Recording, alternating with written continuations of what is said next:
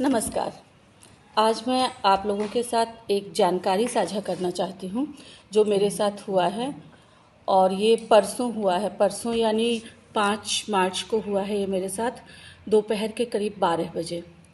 अब आप लोग सोचेंगे कि मैं इतनी देर से क्यों वीडियो बना रही हूँ, तो कल तक तो मैं उस सदमे में ही थी, मैं उससे उबर ही नहीं पाई थी।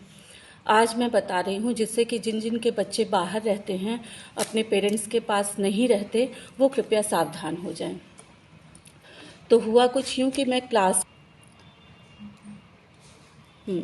तो घटना कुछ इस तरह है कि मैं एक टीचर हूँ। मैं क्लास में थी, क्लास 8 की क्लास में थी। 12 बज रहे थे दोपहर के, और मैंने बच्चों को कुछ लिखने के लिए देखे और मैं घूम के देख रही थी बच्चों को। तब तक में एक लड़के ने बोला कि मैडम आपका मोबाइल बजा। मैंने मोबाइल उठाया तो उसने पहले मेरे हस्बैंड का नाम लिया कि आप मिस्टर राजेश कुमार की वाइफ बोल रही हैं। मैंने कहा हाँ। तो आप स्वाति चौधरी की मम्मी बोल रही हैं। मैंने कहा हाँ। तो आपकी बेटी कहाँ रहती है, क्या करती है? मैंने कहा मैं आपको क्यों बताऊं कि मेरी बेटी कहाँ रहती है, क्या करती है? तो बोले कि बताना तो आपको पड़ेगा, आपकी बेटी को हमने गिरफ्तार कर लिया है, वो अरेस्ट हो चुकी है और वो एक फ्रॉड किया था उसने, इसलिए अरेस्ट हो चुकी है। तब मैं थोड़ा घबरा गई। मैंने पूछा कि क्या फ्रॉड किया उसने? तो बोले कि वो एक लड़के को ब्लैकमेल कर रही थी, 4 लड़कियां मिलके।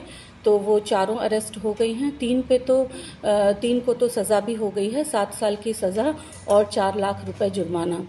आपकी बेटी का फॉल्ट थोड़ा कम है, इसलिए हम उसे कंसीडर कर सकते हैं, छोड़ सकते हैं। और डीएसपी साहब अभी यहाँ पे हैं और हम बम्बई पुलिस से बोल रहे हैं उनको, क्योंकि मैं बता चुकी थी तब तक कि मेरी बेटी बॉम्बे में है, BARC में साइंटिस्ट है। तो उन्होंने बोला कि हम बॉम्बे पुलिस से बोल रहे हैं और यहाँ पे डीएसपी सर बैठे हुए हैं, एक मैडम हैं, उनसे हमने रिक्वेस्ट की है, हम आपकी बेटी को छोड़ सकते हैं। अब चूँकि मेरी बेटी अरेस्ट हो चुकी, इतना सुनते ही मुझे लग रहा था कि फ्रॉड हो रहा है मेरे साथ, लेकिन फिर भी मैं मतलब बहुत घबरा गई। फिर मैंने बोला कि आप मेरी बेटी से बात करवा सकते हैं मेरी? तो उन्होंने बात भी करवाई, और बात करवाने के दौरान उन्होंने मेरी बेटी की जो आवाज़ सुनाई, वो बिल्कुल हूबहू मेरी बेटी की ही आवाज़ थी। और वो बोल रही थी कि मम्मी मुझे बचा लो, मम्मी हमने कुछ नहीं किया, इन लोगों ने मुझे फंसा दिया, मम्मी इस बार बचा लो प्लीज़। तो मैं बहुत ज़्यादा घबरा गई। फिर मैंने कहा कि अच्छा बताइए अब इसको बचाने के लिए क्या करना होगा? तो उन्होंने कहा कि आपको थोड़ा खर्चे पानी का इंतज़ाम करना होगा। मैंने कहा कितना पैसा? तो बोले कि 60,000 आपको देना होगा। अब गलती से मैंने 60,000 को 7,000 सुना। फिर भी मैं बहुत घबरा चुकी थी और मैंने जल्दी से मैं स्कूल में किसी को बता भी नहीं सकती थी, क्योंकि पुलिस वाली बात थी कि आपकी बेटी को गिरफ्तार कर लिया है, ऐसे ऐसे। मैंने कहा कितनी बदनामी हो जाएगी। और उन्होंने कहा कि मीडिया वाले अभी बिल्कुल एकदम हमारे आसपास हैं और मीडिया वाले आ चुके हैं, अगर आपने देरी की तो बात मीडिया में चली जाएगी, आपकी बेटी की बहुत बदनामी होगी। मैं काफ़ी घबरा चुकी थी। मैं अपना बैग वैग लेके घर की तरफ भागी, और घर पहुंचने के, चूँकि मैं एक रेजिडेंशियल स्कूल में काम करती हूँ, तो वहाँ पे वो हॉस्टल की जो मैट्रॉन थी, उन्होंने भी मुझे पूछा क्या हुआ क्या हुआ। बस मैं रो के इतना ही बोली कि मेरी बेटी को किसी ने किडनैप कर लिया है। फिर मैं घर चली गई। मैंने उनको 7,000 पे भी कर दिया उसके बाद। और वो लोग मुझे ना तो, क्योंकि इस दौरान जब मैं जा रही थी घर, तो मेरे में जो साथ काम करने वाली हैं, टीजीटी एसएसटी मैडम और टीजीटी इंग्लिश मैडम, इन लोगों ने मुझे एकदम बदहवास सा जो जाते हुए देखा, तो मुझे बार बार फ़ोन करने लगी, मैसेज किया कि एवरीथिंग इज़ ओके।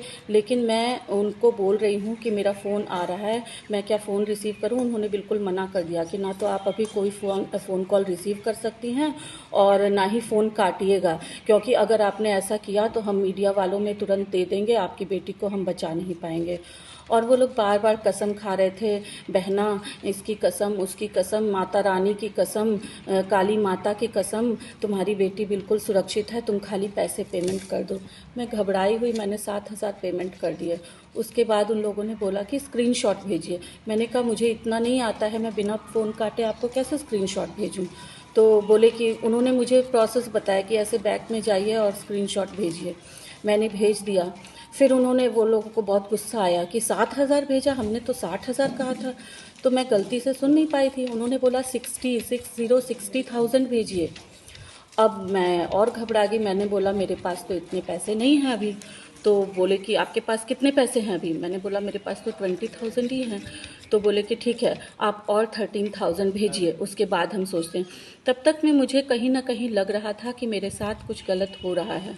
तो मैंने एक पेन लिया और घर से बाहर निकल के किसी तरह से मैंने मैट्रॉन मैडम के हाथ पे अपने हस्बैंड का नंबर लिखा और उनको इशारे में बोला कि आप इनको फ़ोन करिए और बोलिए कि बेटी खतरे में है। मैट्रॉन मैडम ने फ़ोन किया, मेरे हस्बैंड ने तुरंत मेरी बेटी को फ़ोन करके कंफर्म किया, वो बिल्कुल सही सलामत थी, अपने रूम में थी। उसके बाद मैट्रॉन मैडम को उन्होंने फिर से फ़ोन किया। फिर टीजीटी इंग्लिश मैडम भी तब तक मेरे पास पीछे से पहुंच चुकी थी, अपर्णा मैडम। उन्होंने बोला कि मैंने भी बात की है, बिल्कुल आपकी बेटी को कोई प्रॉब्लम नहीं है, बिल्कुल। और तब तक में ये जो स्कैमर था वो फ़ोन पे ही मेरे साथ था, व्हाट्सएप नंबर पे मेरे से बात कर रहा था। और उसके बाद फिर मैं थोड़ा सा रिलैक्स हुई। फिर इंग्लिश मैडम को मैंने फ़ोन दिया, इंग्लिश मैडम ने भी उससे बात की, उसको डांटा। तो इस तरह से उन्होंने मेरी बेटी की आवाज़ निकाल के बिल्कुल हूबहू और मुझे परेशान किया। तो ऐसे ही अभी इन स्कैमर्स का बहुत लोगों को फ़ोन जा रहा है, तो कृपया आप लोग सावधान रहें। धन्यवाद।